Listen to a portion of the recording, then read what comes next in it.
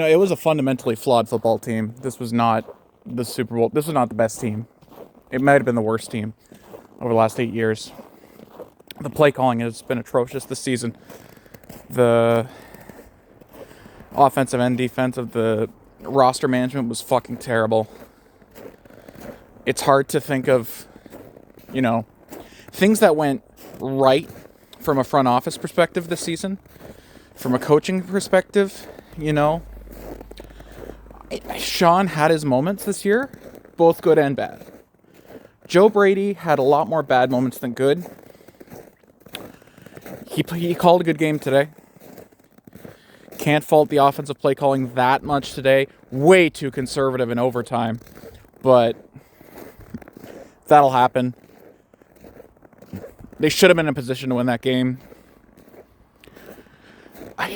I used to referee sports, so I really, really don't like blaming the referees or blaming calls for things. It's not a thing I'm comfortable doing even. It makes me feel icky, makes me feel gross. And I didn't referee football.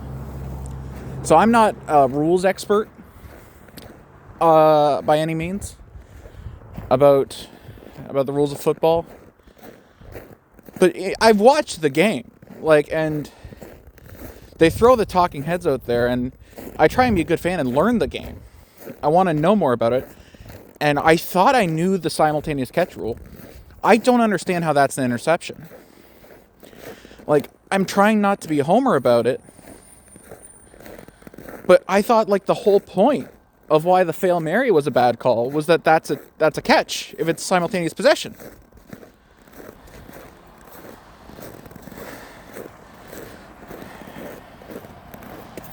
Because that's what the refs called in the game, which would have made it a correct call. It wasn't the correct call in that game because it wasn't simultaneous possession, but that one it was. And he's on the ground with the ball in both hands. The Broncos cornerback wrestles it away from him on the ground using the momentum from the fall.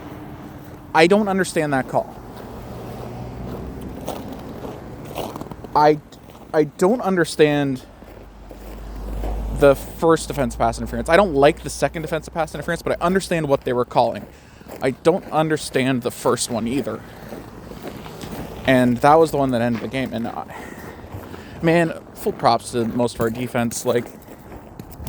That's a team of some guys out there that went in there and were asked to do the impossible for what their skill level is. And you know what? They fucking did great this season. The defense, for what we could have asked from that unit, did fantastic. Brandon Beane can he can go get a nice job as GM of the Panthers and get a huge pay rise and have that be the excuse for him leaving, because he cannot come back this year after what was just an absolute failure, in my opinion. Joe Brady, I'm glad he's found other work.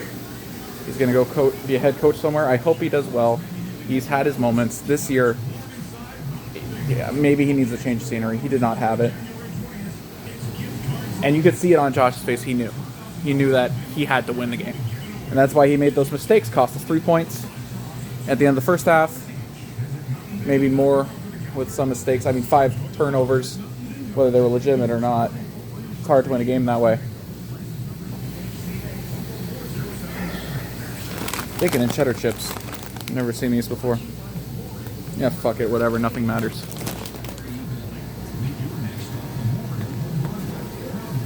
All that is to say, it never hurts any less. Garlic Parmesan Doritos. What the fuck are these? Alright, I'm trying these. Fuck you.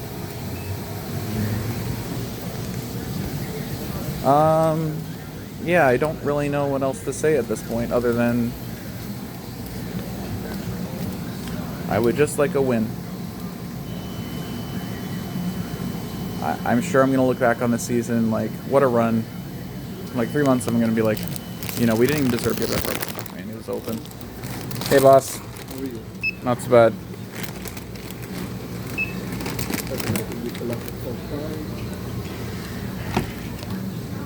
Yeah, on debit.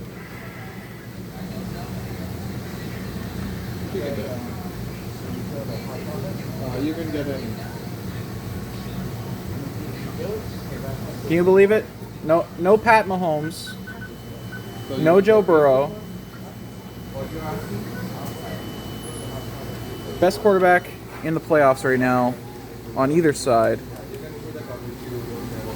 And because Brandon Beane has he can do whatever he wants with the roster at this point because he broke the streak, he broke the drought. We are left with what is a ragtag group of guys.